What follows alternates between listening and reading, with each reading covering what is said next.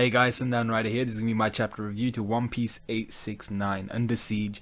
Now this chapter was pretty good. I mean, we got to see actually. It's gonna be my thumbnail for this video. We got to see the whole Germa Double Six go into their kind of like their raid suit transformations, and it kind of reminded me a lot of like Power Rangers. A lot of people were saying it reminded them of Super Sentai and Sailor Moon. I've not seen Sailor Moon. I don't even know what I know bits and pieces about it, but I don't know very much about it at all. But yeah, Super Sentai I can see, but Power Rangers for me, man, I was just like, yo, this is pretty dope. So I really like that part of the chapter. But let's go through it chronologically and talk about exactly what happened. So first we see Bartolomeo. He seems to be making port back home. I mean, there's one of the guy on the Denden Mushi. He's wearing pants which are quite similar to the ones Bartolomeo wears. So I assume they're making port back home, but it doesn't look like a nice warm welcome. I mean, we know what Bartolomeo was up to back home. He was kind of like an evil type of character. He was kind of a bit insane. So he might not be receiving the most warm welcome he's ever received on his way back home. So yeah, he's making port back home.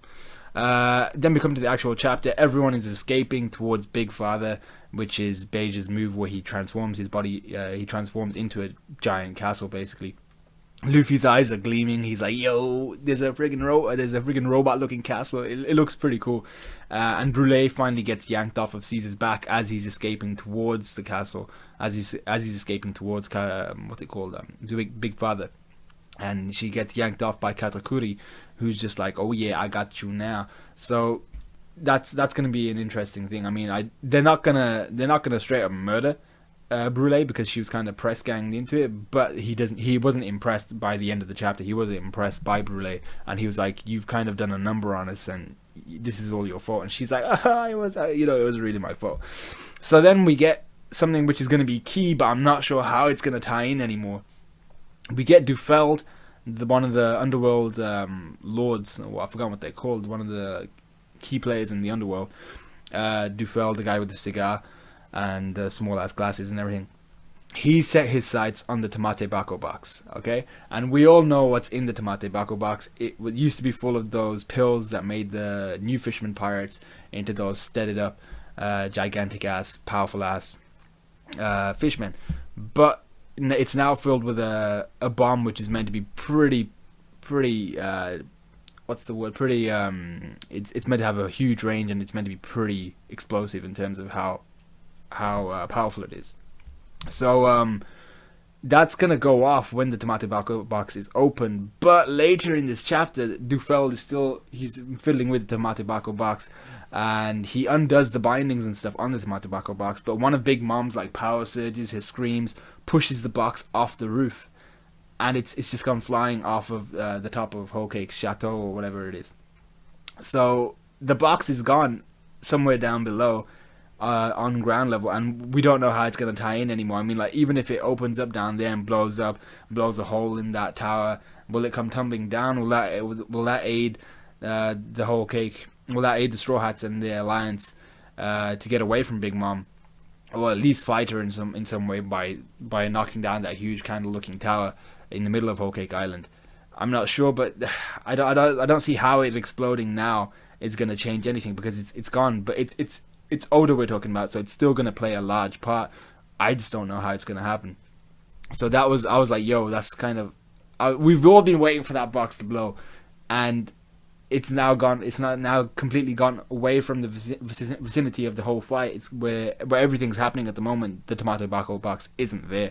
So I'm not sure how this is going to play out, but it's definitely going to... It's going to come back in some way or form. I just don't know how.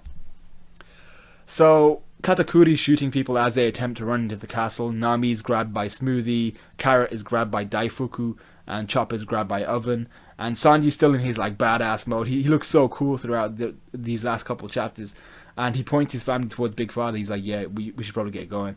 And Germa the Double Six are just like, wait a sec, we got something to do. So they undergo like a Power Ranger type transformation. They get their raid suits and plant it onto their belts, and it starts spewing this white looking substance, and it starts spinning as well around their belts, and they basically undergo a full raid transformation, and it looks so cool. I mean, when it's drawn, there's a Big Mom pirate who seems to have some sort of fire devil fruit, and he fires it at the Germa 66, but it doesn't affect them because they're in their raid suits. But an explosion goes off within the Germa, and it just looks so cool, that panel, because the Germa are all posing like this, and they've got like a subtitle where it says Germa 66, and I was like, yo, it's such a well drawn panel. I was like, yo, this is so cool, and it did look very, very reminiscent of Power Rangers. So then we get Sparking Red, which was Ichiji attacking Perospero. He punches him, and that frees Nami.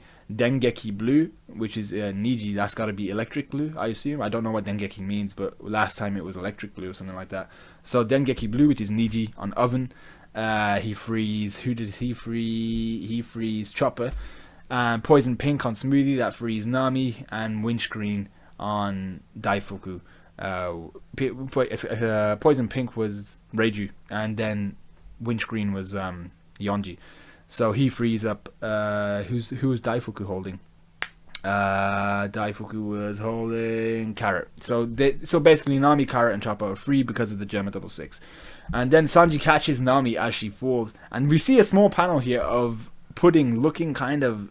You don't see her face, but she kind of looks a little bit shocked and a little bit jealous. So I'm not sure. Once again, Pudding's kind of a wild card. We're not sure how she's going to respond to all of this, because she's a bit crazy, and because she seems to be jealous of Sanji's interaction with other women now, as it was obvious in that chapter, in this chapter we just saw. So yeah, like I said before, Dufel was undoing the bindings on the Tamate Bako box, and it just flies off because of one of Big Mom's power surges. And then we get what's his name, Beige. While he's in Big Father, he's in control of Big Father. He's like, I'm gonna fire my cannons at Big Mom. He fires some, but Perospero puts up a candy wall, and he protects Big Mom. So basically Big Mom's got her minions all protecting her. Katakuri stuffed all the cannons in Beige's Big Father with mochi, so they can't even fire. Every time they fire, they explode. They've also been trapped in place by Perospero's candy. So basically, Perospero and Katakuri were taking this all on by themselves. They could have probably just taken on Beige and his crew by their onesies, but they basically just trapped him. And now Big Father and everyone inside, so Beige, the Fire Tank Pirates, German 66, Straw Hat Crew, and even Carrot and Pedro. Actually, did we even see Pedro this entire chapter? I don't know where Pedro is this chapter. I didn't see him this entire chapter, and I wasn't sure whether he was inside Big Father or not. So, yeah, so they've been trapped in place and they're now under siege. I'm really confused about that Pedro thingy, because he could, if he's still outside, he could be kicking up some giant ass storms, bro. But yeah, so Smoothie, we see just a small panel about, she was in a, yeah, it was just a small panel, but she's straining the poison out of herself because of Reiju's attack on her. So Smoothie seems to more or less be immune to Reiju's attacks, because she can just strain the poison out of herself. She can just, her devil fruit is, I forgot what the actual devil fruit was called. I'm not sure if we've been given a name, but she can make a smoothie out of anything by straining it, so by wringing it out. So she just kind of strains her arm, and all the poison flies out. So we see then that Brooks chilling inside Big Father, sipping tea. Luffy's impressed by the whole castle thing, and then we get Beige explaining what Big Father is. It's basically a giant.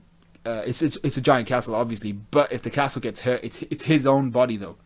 If the castle gets hurt, he gets hurt. If it gets damaged, he gets damaged. So then Big Mom, just as he says that, comes back to her senses and attacks the castle, and Beige is getting seriously hurt. She's knocking off pieces of the castle. He's bleeding all over the place, and he seems to be screwed. So they gotta come up. This was the end of the chapter. They gotta come up with a big time plan to get Big Mom out of commission, or to even distract the Big Mom pirates for a small amount of time, so that they can all do one, because Beige is going to get his ass kicked. He's the biggest target at the moment. He's the only target at the moment, even though we don't know where Pedro is, and he's taking the brunt of it for the rest of his family, and for the Straw Hat Pirates and the Alliance. So he's going balls to the wall here. So Luffy and his crew need to do something in order to repay that, because they're not the type of guys to like leave a debt left unpaid.